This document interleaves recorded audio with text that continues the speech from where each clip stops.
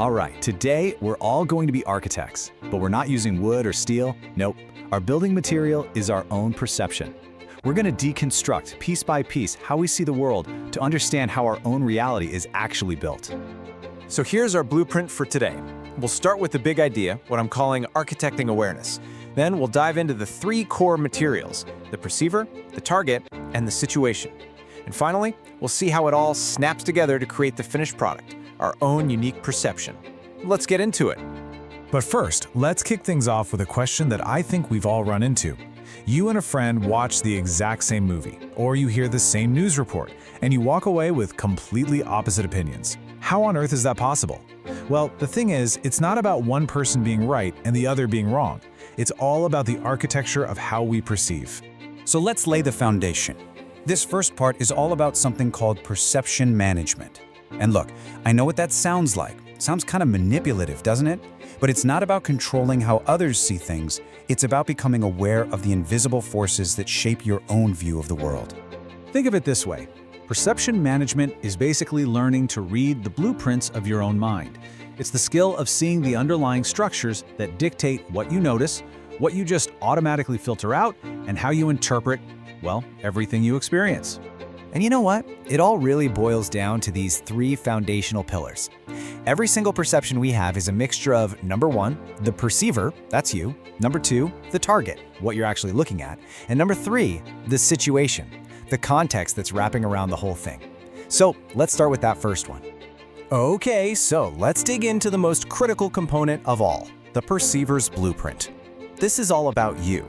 Because before you see anything out there, the whole process actually starts in here. Every single one of us sees the world through a totally unique filter. Your past experiences, your mood in this very moment, your hopes, your fears, they all literally color what you see. You're not some passive camera just recording reality. You're much more like an artist, actively interpreting it. You know, the writer Anais Nin summed us up perfectly. She said, "We don't see things as they are, we see them as we are." That's such a powerful line, right? It's a great reminder that our perception is often just a reflection of ourselves. But of course, it's not just about us. The thing we're actually looking at obviously matters a whole lot too. And that brings us to our second pillar, the target in focus. Think about it. The target's own characteristics are sending you signals that shape how you see it. A loud siren is designed to grab your attention in a way a soft whisper just can't. A shiny new gadget on a shelf seems more interesting than your old, familiar one.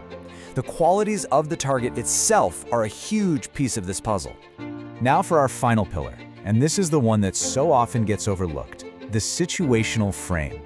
This is the setting, the environment, the context that holds the entire experience together. Context really does change everything. If someone is shouting in a library, you see them as disruptive. But if that same person is shouting the same way at a football game, well, now they're just a passionate fan. Same action, completely different situation, which leads to a completely different perception. All right, so we have our three pillars: the perceiver, the target, and the situation. Now let's bring it all home and see how they work together to create the final product, your totally unique perception of reality. It's almost like a personal equation for reality.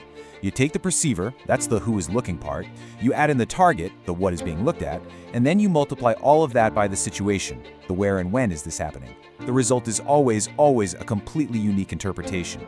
And that brings us full circle. Perception isn't something that just happens to you.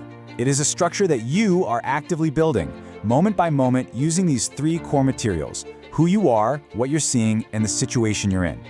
And that leaves us with a final thought. Understanding this blueprint, it's a kind of superpower. It gives you the ability to question your own interpretations and to better understand why other people see things so differently. So the real question isn't just how perception is built, but now that you know the architecture, what will you choose to build with it?